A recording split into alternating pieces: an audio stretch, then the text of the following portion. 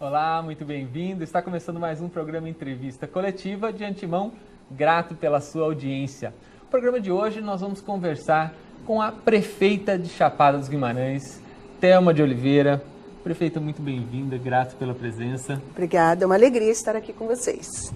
Nos acompanha na entrevista também o jornalista Narbal Guerreiro. Bem-vindo, Narbal. Obrigado, Cláudio. É uma oportunidade muito interessante para o telespectador mato-grossense. A exemplo que aconteceu agora recentemente, também recebemos aqui a prefeita de Sinop. Sim. E agora, nessa oportunidade, a prefeita Thelma de Chapada dos Guimarães. Primeiras mulheres, né, Narbal? Primeiras mulheres. Mas está aberto a todos os homens também. O convite é extensivo a todos os prefeitos do estado de Mato Grosso para que a gente possa fazer e cumprir o papel da TV pública, que é o interesse público, que é levar a transparência. A prefeita está aqui, a nossa ideia é conversar sobre a nova gestão em Chapada dos Guimarães, como é que ela encontrou a cidade, enfim. Você que nos acompanha também na rádio 89.5, sabe que a gente faz uma pequena introdução para facilitar a vida do nosso entrevistado e também dos nossos telespectadores e ouvintes. E eu passo a lê-la. Quando se inicia uma nova gestão, sem que haja continuidade do mesmo grupo político, é natural a crítica ao grupo anterior. O fato de ser natural não quer dizer que seja verdade ou não. Todavia, a realidade em Chapada dos Guimarães já se apresentava difícil antes mesmo da posse da nova prefeita, pois o prefeito anterior não autorizou o trabalho de uma comissão de transmissão e ainda sofreu uma intervenção do governo do estado devido à situação precária que se encontrava a administração. Ninguém quer governar olhando para o retrovisor, mas diminuir a expectativa da população a curto prazo pode auxiliar o trabalho do novo gestor, que passa a ser cobrado diuturnamente por resultados. É bem essa a realidade que a senhora encontrou? Quer dizer, as coisas ainda sem muita clareza, muita sombra, muita incerteza e uma necessidade diária urgente, né? Bem, no nosso caso, assumimos uma situação bastante difícil, como você colocou na introdução. O processo de intervenção, por mais que tenha sido apenas recomendado pelo Tribunal de Contas ao governador, né, ele gera sempre uma certa insatisfação, uma certa turbulência dentro do município. Mas ele foi absolutamente necessário. Necessário por quê? Porque o gestor anterior não havia prestado contas de 2015 e nem estava prestando contas também de 2016. Aquelas contas quadrimestrais que são necessárias. Que são, né? obrigatórias, nem necessárias não são. O Tribunal de Contas, ele exige que o prefeito faça isso. E hoje em dia, não é só o Tribunal de Contas, né? A sociedade, ela exige transparência, ela exige que o gestor esteja lá prestando contas de todos os seus atos. Então, quando aconteceu isso, ele teve o aspecto positivo de preparar a gestão, uma vez, como você mesmo disse, a gente teve dificuldade na equipe de transição, né, na hora de, não, vamos aqui, vamos repassar aquela coisa tão democrática e belíssima que nós assistimos de Fernando Henrique com o Lula. Isso não aconteceu. Quem me deu posse foi o interventor, né? Um aperto de mão, assim nós recebemos a Prefeitura de Chapada. Mas é exatamente tudo isso que foi relatado. A gente tem hoje uma dívida de mais de 14 milhões de fornecedores e folha de pagamento. Nós temos também dívida da Energisa de mais de 1.200.000, dívida da Previdência de 1.800.000. Isso são aquelas que nós já conseguimos detectar. E assim, rotineiramente aparecem coisas que não foram empenhadas, mas que o fornecedor vai lá e que a gente está tentando organizar. É um problema muito sério com relação à prestação de contas, porque ela inviabiliza novos convênios, novos projetos. Quer dizer, e a prefeitura hoje, se eu não me engano, ela está inadimplente com convênios firmados com o governo federal, firmados com o governo estadual. Como é que está essa situação da ficha de Chapada? Está com ficha limpa? Está com a ficha suja? Está no Serasa? Hoje nós temos 32 convênios. Nós montamos uma equipe especificamente para resolver essa situação. Porque o que acontece? De todas as formas, Convênio que foram firmados, que o recurso veio, mas não sabe para onde o recurso foi. Convênio que foi firmado, o recurso foi gasto, mas não tem a prestação de contas. Convênio que foi firmado e que aí não se sabe para onde o dinheiro foi, não está na prefeitura, não está em lugar nenhum e não tem papel. Né? Então, hoje nós temos uma equipe... 32. Só para tentar resolver essa situação. Se não, e além do mais, nós... Graças a Deus, com uma medida provisória do Temer, recentemente, permitiu que nós pudéssemos renegociar a nossa previdência e começar a pagar. Senão, também é uma causa de inadimplência. É uma certificação que precisa estar exatamente. ok para poder receber recursos. Né? Prefeito, agora do outro lado, a questão da arrecadação do município, a questão fiscal do município. A gente sabe que a questão fundiária do município é uma questão também, gravíssima, como o estado inteiro, não é diferente em Chapada, e a questão da inadimplência. Como é que a senhora está convivendo com isso e se ela existe no patamar de que era apontada já na administração passada? Já tem um raio-x disso, assim, de, por exemplo, IPTU, né? IPTU, por exemplo. Então, o que nós temos lá, nós vamos ver, o nosso IPTU este ano será recolhido com a base cadastral anterior. Mas nós já estamos fazendo todo um planejamento, né, um recadastramento, um georreferenciamento mais moderno, porque realmente, eu vou falar uma coisa, é bastante confuso. Né, bastante confuso, alguns pagam, outros não pagam, uns pagam a mais, outros não pagam nada, né? Vou te dar um exemplo, até mesmo a questão da água, que agora que nós estamos organizando. Então, hoje nós temos a SAI, que está funcionando direitinho, chamando o consumidor, olha, o senhor tem uma dívida, né? Vamos negociar, vamos nos organizar, de maneira assim bem tranquila, bem transparente, sem colocar nenhuma pressão no consumidor, mas dando a ele a entender que ele precisa cumprir com seus deveres. A água é o bem comum mais caro do mundo, né? E então, às vezes as pessoas acham que pode gastar à vontade.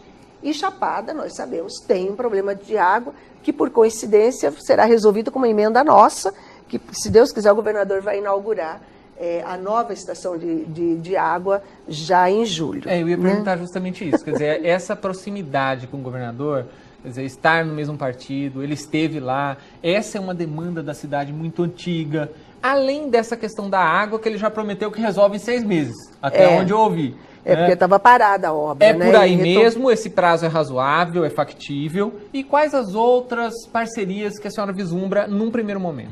Bem, primeiro eu acho muito importante dizer o seguinte, o governador Pedro Taques, ele não faz o atendimento ao município olhando a sigla partidária, né? Também ele não vai atender de qualquer maneira, o prefeito tem que trabalhar, tem que mostrar serviço, tem que realmente apresentar projetos. A questão da água, ela já vem de um certo tempo, foi a última emenda que nós colocamos quando éramos deputada federal, de 10 milhões. Aí veio a contrapartida do governador e isso foi muito bom, porque isso vai permitir que a gente termine a obra até julho. E fora isso, nós temos o asfalto para Água Fria, de 40 quilômetros, que vai estimular o turismo na região, que já é muito forte, mas que precisa ter esse asfalto, porque nós temos 1.000 quilômetros de estradas sem asfalto, vicinais, difíceis, porque Chapada tem o seguinte característica, ou é areia ou é pedregulho. Ainda bem que as máquinas estão todas boas, funcionando, né? As patrulhas assim todas que a gente queria ter encontrado nossas máquinas lá sucateadas, acabadas. O nosso secretário de obras, que também é o nosso vice Osmar, tem sofrido bastante, né? Porque para tentar recuperar, porque a gente está em período de chuva, estamos com problemas nas estradas que estão sendo cortadas pelo excesso de chuva, pontes como a própria Água Fria, que estava praticamente... Sim, exatamente. Pontes que caíram, temos as aulas para começar, tudo isso são problemas que também não são só da prefeita Thelma. Muitos municípios se encontram nessas condições, mas nós temos trabalhado assim com muita determinação para que isso se resolva. O problema, você disse inicialmente, Cláudio, olha, o prefeito assumiu, nós só estamos há 33 dias, 30 e poucos dias, as pessoas já querem saber, mas e aí? O que ela vai fazer de bom, né? O que está sendo de melhor nessa gestão? Nós estamos trabalhando, né, colocando primeiro, como dizia Dante de Oliveira, Primeiro, casa arrumada. Nós temos que colocar a nossa casa em ordem. Nós tínhamos funcionários fantasmas, funcionários que já tinham aposentado e recebiam como efetivos, funcionário que pegava o livro de ponta, assinava tudo de uma vez, saía, não voltava mais, só no próximo mês, né? Funcionários que não queriam trabalhar, ia só uma determinada... Tudo isso aconteceu nesse processo. E a gente, então, reduziu tudo isso, fizemos um enxugamento na folha e economizamos mais de R$500 mil só na nossa folha de servidores. Né? Para você que está nos ouvindo pela rádio, eu sou Cláudio Oliveira, nós estamos conversando com a prefeita Thelma de Oliveira, aqui, nova prefeita de Chapada dos Guimarães, falando sobre essa nova gestão. Me acompanha o Narbal Guerreiro, que tem uma pergunta, Narbal. Eu ia colocar, fazer um comentário que não é novidade para a população, não só de Chapada, como aqui do entorno, de Cuiabá, por exemplo, a questão dos pontos turísticos, o que a prefeita está dizendo, o sucateamento, a própria estrutura da cidade que vem perecendo. Sim. A mandatos e a gestões anteriores. Aliás, eu acredito que dos anos 80 para cá, Chapada quase que desaparece. Verdade.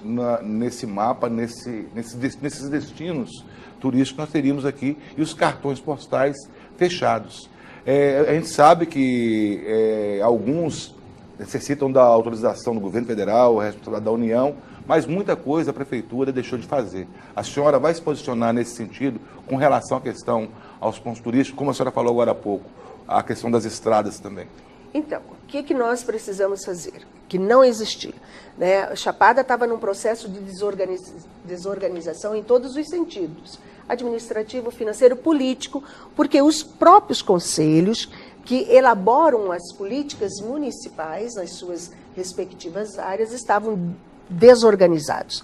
Então, nós tínhamos um Conselho Municipal de Turismo que não funcionava, que estava totalmente parado. Então, nós estamos retomando a discussão. Parado no sentido de que não se reunia para discutir, ou o presidente tomava decisões monocráticas e nada. Mas existia uma mobilização muito grande por parte da classe empresarial nesse sentido, que foi desestimulada. Não, o que lá acontece lá é o seguinte, você tem diversos atores trabalhando separadamente, cada um por si, puxando o turismo. Mas para o seu lado, mas de qualquer forma... Fomenta. Fomenta. E o que une tudo isso? É você ter uma política de turismo, né, discutida com todos os setores. Olha, o nosso caminho é esse, nosso turismo é um turismo... qual é o nosso tipo de turismo? Que são diversos, nós temos... Turismo de aventura, de esportes, turismo religioso, né, ecoturismo. De contemplação. Né, de contemplação, diverso. Então, nós temos que... E agora gastronômico, que tem sido um turismo que nós iremos, inclusive, trabalhar bastante. Então, não existiu uma política que vamos aglutinar, vamos unir as nossas forças e trabalhar numa direção, com a participação e a força do poder público municipal, que estava ausente até então. Então, o que nós estamos fazendo? Bom, o que nós precisamos fazer para fomentar esse turismo? Nós temos que cuidar da nossa infraestrutura, melhorar a qualidade do atendimento da nossa mão de obra, fazer cursos de capacitação, estabelecendo parcerias como nós estamos com o Sebrae, com o Senar. Nós queremos criar um hotel-escola, que aí você vai treinar desde o garçom, recepcionista, né, o chefe de cozinha, camareira, tudo isso. Nós não temos essa mão de obra. Estimular para que falem mais de uma língua, porque chegam os turistas estrangeiros lá, ninguém sabe. É importante para o receptivo, como atender, né? Ser receptivo, fazer uma folheteria. Todos os pontos turísticos têm que estar adequados para receber o turista. Lá nós temos o ICMBio, que cuida do parque, então nós temos que fortalecer essa parceria. Eu já ouvi dizer que Chapada tem mais de 400 cachoeiras. Verdade. Né? Existe um inventário desses pontos turísticos que estão, por exemplo, hoje em propriedades particulares? Até que ponto seria interessante promover ou estimular que os guias locais, por exemplo, façam parcerias com esses proprietários particulares para ter opções de roteiros diferenciados, porque bonito é isso. Bonito. Você tem praticamente a cidade toda é propriedade particular, mas você tem roteiros especiais dentro dessas propriedades particulares, né? Então, esse é um trabalho que nós queremos desenvolver. Nosso secretário, inclusive, da área de turismo, está indo a Bonito. A gente vai, eu já fui, mas vi com os olhos. Agora eu tenho que voltar para ver também como gestora, né? Mas ele está indo exatamente para estudar, porque aí o poder público vai ter um papel importante. Porque nós sabemos que existem, uma grande parte dessas cachoeiras estão em áreas particulares, e não só cachoeiras, sítios arqueológicos, cavernas, tudo isso. E esse inventário, ele não tem assim na sua totalidade, mas isso terá também que ser certamente feito para estimular e fazer uma parceria, porque também aquele proprietário, né, vou dar o exemplo da caverna lá da Lagoa Azul, que é a mais famosa, né, que todo mundo vai, e é lindíssima. Né? E o proprietário... A caverna Aroediari. Isso. E é cobrado. Né? Ótimo, porque preserva, tem alguém lá que faz uma exploração. Muitas vezes as pessoas não entendem isso, né, de uma maneira muito... não querem aceitar muito bem. Mas olha, qualquer lugar do mundo que você vá hoje, que você vai visitar, você paga. Você tendo um retorno, tendo um atendimento, né? Dos guias. Exatamente, dos guias, né? A estrutura. Eu acho isso importantíssimo. Bonito é um lugar que nós iremos nos pautar para construir também esse processo em Chapada. Eu acho que outra referência interessante é pensar, mas aí já é parque, que é Foz do Iguaçu. Quer dizer, que é um parque administrado pela iniciativa privada, que eu acho que é o único, ou um dos únicos, são dois, se eu não me engano. Acho que no Rio de Janeiro também temos um parque nacional que é lucrativo, né? Exatamente. Ponto, são os dois únicos do Brasil, né? Eu quero... A senhora falou de Lagoa Azul, de Aroediari, e eu fiquei na dúvida, vai continuar sendo em Chapada ou também é perdido para Campo Verde? Olha, nós estamos aí nessa luta. É mais uma situação. Né? Vamos ter, inclusive, na terça-feira, uma reunião na MM, em que o Neurilan, nosso presidente, convocou todos os prefeitos que estão envolvidos nessa situação. Questão das divisas. São 39 municípios. Né? Aliás, o deputado Gilmar Fabres, ele entrou... Tá bravo, né? Entrou para anular esses processos todos, porque, na verdade, gente, isso traz um prejuízo. No nosso caso, 15 mil hectares de áreas produtivas que eu vou perder. Dentro dessa área, por exemplo, Mata Grande, que é uma comunidade que eu vou perder, eu tenho escola, tenho PSF, tenho os servidores, tenho patrimônio lá dentro. E aí? Quem vai me ressarcir e atende isso, né? E a prefeitura atende. E nós estamos lá atendendo. Então, o que eu quero, né, eu tenho dito muito, está certo que os gestores anteriores não deram, certamente, à comunidade, né, a atenção devida, né? Mas a gente quer ter a oportunidade de fazer isso. E outra coisa que o deputado coloca muito bem, não houve plebiscito no município. O que houve foram entrevistas pontuais àquelas comunidades. Então, isso é o que está sendo Acho que a audiência pública chegou a ter... Teve audiência e tal, mas há uma divergência muito grande entre, por exemplo, o que a Câmara de Vereadores fala e o que foi colocado depois no relatório.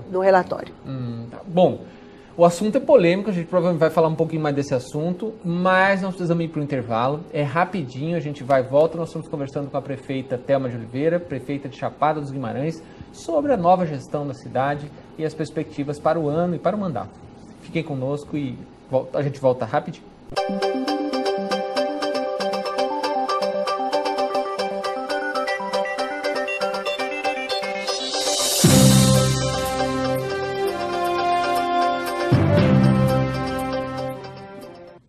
Eu disse que era rapidinho, nós estamos de volta com o seu programa Entrevista Coletiva, conversando com a prefeita de Chapada dos Guimarães, Thelma de Oliveira, falando sobre o mandato. Para você que está ligando agora a televisão, ou sintonizando o seu rádio no 89.5, me acompanha também nessa entrevista o jornalista Narbal Guerreiro. E nós estávamos falando sobre a questão da redivisão territorial. É uma situação realmente delicada. nós conversamos recentemente também com o deputado Daltinho, ele falou que Barra do Garças também está vivendo um momento de conflito difícil. Aí eu brinquei com ele ainda, falei, mas são só até 5%, o deputado Nininho falou que vai perder. Aí ele falou, 5% de pouco é pouco, 5% de muito é muito. É verdade. Chapada é um município grande, né? É grande, mas as nossas perdas são consideráveis, né? Proporcionalmente a grandeza é a perda, né? É a perda, eu vou perder a arrecadação, né? Vou perder comunidades, por exemplo, Mata Grande, lá tem uma coisa de mineração muito forte, que já estava no nosso plano de governo, trabalhar com artesanato para recuperar toda aquela comunidade. Né? Tem Rio da Casca, uma parte lá, Ponte Alta, eu considero que é uma perda também muito mais histórica do que propriamente territorial. Toda a ligação que existe de Ponte Alta com a história da nossa cidade e com o estado e principalmente com Cuiabá. Então essas a casca divisões... ali, por exemplo, peria a usina, o ICMS da usina? Não, ali continuaria. Aí a briga, aí não provoca. Aí ia ser demais. Mas o que eu entendo é que na hora que você faz isso, a coisa fica muito no aspecto físico. E aí você perde toda avaliação e toda a importância dos laços que existem. Ô, prefeita, mudando um pouco de assunto, mas ainda dentro do turismo, eu digo do assunto da divisão territorial, a expectativa para a questão dos cassinos, me parece que tem um projeto já avançado, uma proposta está indo a plenário agora. E Chapada seria favorecida com isso. Poderia, né? Poderia ser, né? Seria. E como é que a senhora vê, como a senhora aguarda isso? Olha, porque o fomento para... Ali, isso será desenvolvido lá pelo Malai, né? Sim. Nós estivemos reunidos lá com a diretoria e uma coisa que eu considero mais importante que o governador está fazendo é essa ligação interna, porque acabou que o Manso ficou muito distante de Chapada, isolado, por conta de não ter a ligação interna. Então, você tem que vir aqui no Trevo, saio de Chapada, quase 60 quilômetros, para vir aqui, para depois subir, para ir para Manso. Então, essa ligação interna é importante, que o governador está fazendo, porque aí vai unir um corredor pelo turístico, distrito da Água Fria, Bom Jardim, Nobres, né, Água Fria, Chapada. E lógico que o Malai tem a sua importância, né? Acho que o cassino aí já não tem retorno, vai ser aprovado, né? Acho que dificilmente isso será... Não passa no plenário do Congresso. Exatamente, né? eu acredito que vai passar. O que não impede, inclusive, de outros grupos, né? Também abrirem lá mais próximo de Chapada. O que é importante que eles exigem? É que seja longe das cidades, da área urbana, da área urbana e tal. E é o que acontece lá. Né? Então, eu não... Assim, eu acho que não há mais muito... A senhora falando a respeito dessa integração, a preocupação com estradas, não poder ser diferente, a questão da agricultura familiar, a senhora já tem planos para essa área? Já vem estudando também isso? Como é que está? Chapada tem uma produção, por exemplo, hoje, da agricultura familiar orgânica? Exatamente. Tem essa preocupação? Como é que está? Só tem. Toda a produção nossa lá é praticamente orgânica. Apicultura, tem a questão de... Nós temos a questão. Hortifruti. O maior produtor de mandioca é lá na nossa região. De laranja é na região. Só que aí, por exemplo, o produtor de laranja não é um agricultor familiar, já é um grande produtor. Mas produzimos frutas, muitas frutas, né? E agora, duas coisas aconteceram muito positivas. Primeiro, que aprovou-se que 20% do FETAB terá que ser destinado à agricultura familiar. Né? Porque qual que é o grande problema? A ausência de recursos para fortalecer a agricultura e assistência técnica. Na semana passada, nós tivemos uma reunião com o secretário Suelme, né, da Agricultura Familiar, que está criando um entreposto para os municípios do Vale do Rio Cuiabá. Com isso, nós iremos trazer diretamente e com o apoio do governo do estado o que é produzido lá para ser vendido aqui em Cuiabá. que é o maior mercado consumidor, né? Evitando o atravessador. Porque esse também é um outro problema. Um gargalo. Não é? O nosso produtor vai lá... Mesmo compro direto de Chapada dos Guimarães. O produtor traz aqui pra gente. Pois é, então. Por quê? Primeiro, a qualidade. Lá não usa nenhum tipo de agrotóxico. Não usa. Lá realmente é orgânico. Nossa feira lá, que vocês conhecem, claro. né, é uma feira que só vende produto natural. E são os próprios produtores que estão ali. Ali tem vendendo. Na praça, prefeito, e tem ali em cima, perto da, se não me engano, São Sebastião também, que ainda existe. Sábado é na praça e domingo é no São Sebastião. E são produtos naturais. Né? Então, maravilha. Nós temos que fortalecer isso e é um ponto turístico. Todas as vezes que tem algum evento em Chapada, sábado a feira está lotada. Então, esse é um pedido, inclusive, também dos produtores. Vamos fazer evento na Chapada. Nesse aspecto, é interessante a gente pensar num calendário contínuo de eventos. A gente vê, como a senhora disse, iniciativas individuais com alguns eventos já consolidados dentro de um calendário, mas ainda sem uma costura, sem uma orientação, uma bússola do poder público. A ideia é iniciar com o carnaval, mas seguir o ano todo com eventos a cada 30, 50 dias. Como é que está essa programação? Nós fizemos um calendário anual. Nosso secretário Jorge, de Turismo e Cultura, fez um calendário. Só que nós fizemos um calendário que este ano não vai ser tão arrojado em função das dificuldades financeiras que ainda estamos enfrentando. Mas temos uma programação. Nós começamos com o final do ano, né, tivemos o Natal, a Chapada Encantada, que terminou agora, dia 4, que aí passou para o Ano Novo. Agora nós temos o Carnaval, que começa dia 24, então já estamos trabalhando a cidade e aproveito para convidar todo mundo para o Carnaval de Chapada. Né? Vai acabar 10 horas mesmo ou não? Espera aí, deixa eu falar do Carnaval. Aí nós temos, vamos falando da agenda. Em seguida que termina o Carnaval, nós vamos ter a Semana Santa, que nós vamos fazer toda uma programação religiosa, até porque nossa igreja lá vai se transformar em santuário. Então vai ser Santuário de Santana. Ai, não sei, assim. 700 e alguma coisa, é bem... Aí depois nós vamos ter a Semana Santa, aí nós vamos ter a Feira Literária, em maio nós temos a Feira Literária, em junho, Festival de Inverno, julho, a Festa de Santana.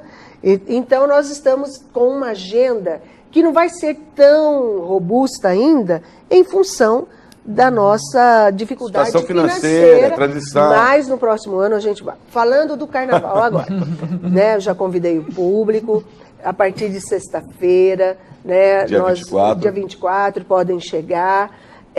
Vamos ter no sábado pela manhã, começamos com uma caminhada da saúde, 8 horas da manhã, né, uma caminhada bem leve, para marcar o início do nosso carnaval. E a partir das 11, meio-dia, começa o desfile dos blocos já no sábado. Por que vamos encerrar às 10 horas? O que acontece? No acordo que nós fizemos, e que foi muito posicionado pelo comandante da PM lá em Chapada, eles têm um limite de horas de trabalho. Então, eles só podem ficar de 6 da tarde, de 4 da tarde às 10 da noite, às 22, né, que dá exatamente as 6 horas de trabalho. Ele não tem contingente, hoje a corporação não tem contingente para que se fique até mais tarde. Agora, gente, Carnaval em Chapada começa 11 horas da manhã. Até às 10, são quase 12 horas de Carnaval. Dá para pular um bocadinho. Dá para aproveitar bastante. Agora, não acaba o Carnaval em si. O que nós não vamos permitir é som nas ruas, é som ao vivo dos bares, porque a partir de meia-noite é que as situações mais graves acontecem. Brigas, né? As pessoas já ingeriram bastante bebida alcoólica. E às vezes até por conta do próprio som alto, Exatamente, com o outro, incomoda. Né? A Chapada tem uma característica hoje, muita família, muita criança. Aí nós queremos preparar a praça para o dia seguinte, a partir das 5 horas da manhã, já queremos lavar a praça coletar o lixo, preparar a cidade para um novo dia. E se a gente deixar que as coisas aconteçam, vai até 5 da manhã, 6 da manhã, e isso vai acabar quebrando a rotina que nós queremos colocar de limpeza, que é uma grande reclamação das pessoas, que no dia seguinte a cidade está suja, a praça não foi limpa. Sobretudo do morador, né? E do morador. Né? Nós temos muitas pessoas idosas que moram ao redor da praça, né? E mais, a partir das 10, nós sabemos, por exemplo, São Sebastião, lá eles têm lá um clube fechado que vai ter um carnaval.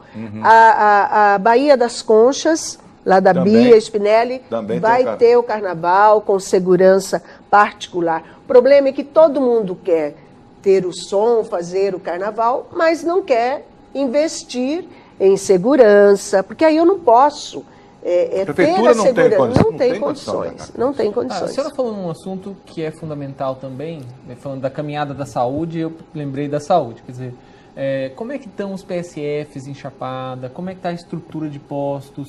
A gente sabe que teve posto de saúde, que é UPA, né, que não foi entregue, que está pela metade, que vai ter que fazer de novo projeto elétrico.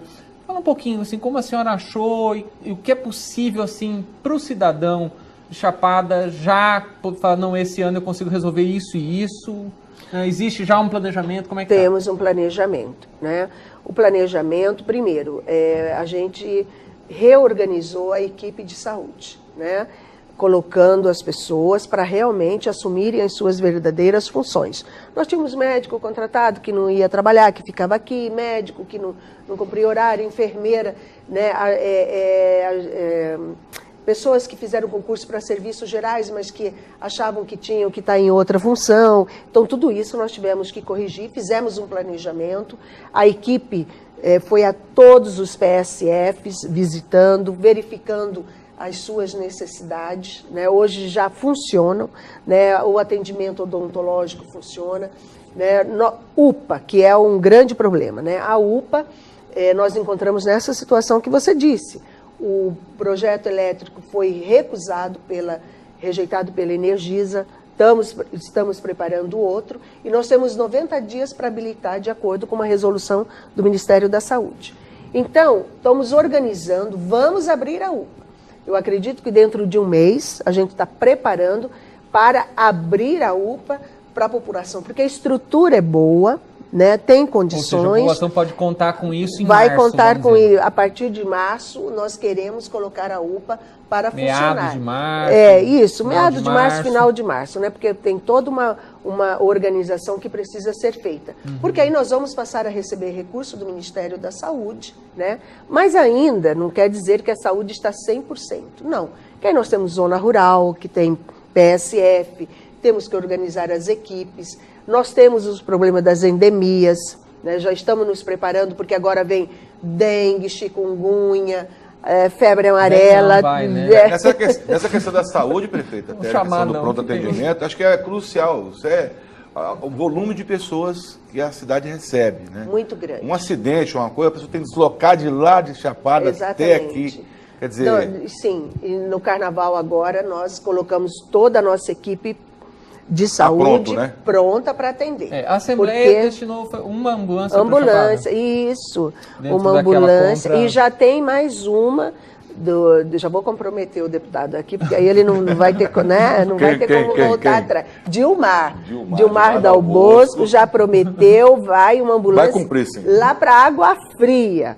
Né? O deputado já, que eu achei maravilhoso, né? Porque a Água Fria, lá tem o vereador Netinho, o vereador eleito, lá dentro da comunidade, e que conseguiu, porque é do mesmo partido, já conseguiu esse compromisso do Dilmar. Quer dizer, isso vai aliviando, porque realmente não é fácil um município como o nosso, que é grande, estrada de terra, as pessoas padecem para poder chegar no centro. Né? Nós temos duas questões ainda que eu tenho assim, interesse de ouvi-la. Por exemplo, hoje, a realidade dos servidores municipais. Quer dizer, existe um plano de cargos, o servidor hoje ele é bem remunerado em Chapada, há necessidade de novos concursos, a senhora vê essa máquina pública com a perspectiva de aperfeiçoamento? Como é que já deu tempo de pensar no assunto ou ainda não? Não, estamos pensando. Eu acho que a questão dos servidores, ela é realmente uma questão muito séria. Porque, por exemplo, assim, desculpa interromper, mas, por exemplo, para mim, né, para eu sair de Cuiabá, vamos dizer assim, e querer morar em Chapada, não é uma coisa muito difícil. Mas eu morar em Chapada com um salário de R$ 1.500, eu não vou, né? Então, assim, para eu atrair bons servidores, eu teoricamente teria que ter um bom plano de cargo. Exatamente. Né? Não tem. O salário do servidor realmente é muito baixo. Não só do servidor em si, mas de cargos de confiança também. Tanto que nós estamos encaminhando, hoje a Câmara deve votar, uma reforma em que a gente procura melhorar os cargos, exatamente esses de assessoramento. Porque muitas vezes você tem que levar uma pessoa, levar um profissional, um técnico e tal. E realmente, como você diz, a cidade é maravilhosa, todo mundo quer morar lá, mas o salário não atrai. Então, nós estamos formando uma comissão, né, servidores, membros do Executivo e representantes da Câmara para discutir um PCCS. O último aumento que os servidores tiveram já tem mais ou menos uns 15 anos. Nossa. Né? O PCCS está realmente totalmente defasado, mas já encaminhei também um apelo ao sindicato lá dos servidores. Concurso nós vamos fazer o ano que vem. Na hora que você tiver realmente um ajuste completo e um redimensionamento exatamente do que Chapada vai ser no futuro. Precisar, né? Precisar, exatamente. Longo, né? A máquina tem que ser pequena, tem que ser enxuta e os servidores têm que ser realmente capacitados, eficientes e valorizados. O outro aspecto, Narbal, desculpa, eu sei que você está com a pergunta não, na língua, tá? A questão da cultura. Né? Então, assim, quando o governador Dante Martins de Oliveira esteve no governo, houve uma transformação da cultura do estado de Mato Grosso com a Lei Hermes de Abreu. Né? Então, assim, um incentivo à cultura. Existe em Chapada edital municipal? Não existe? Há a possibilidade de vir a existir? Como que a senhora vê essa questão do incentivo à cultura com perspectiva para a geração de renda e para o turismo também? Quer dizer? Eu acho que as duas coisas andam juntas, né? Você não pode falar em turismo separado de cultura, então andam juntas. E também lá o nosso... Lembrando que gastronomia é cultura do meio. Também, né? Pois é, tudo junto, né? O que acontece? Também lá a questão da cultura estava muito assim. Vou dar um exemplo que todos nós conhecemos, as bordadeiras de Chapada.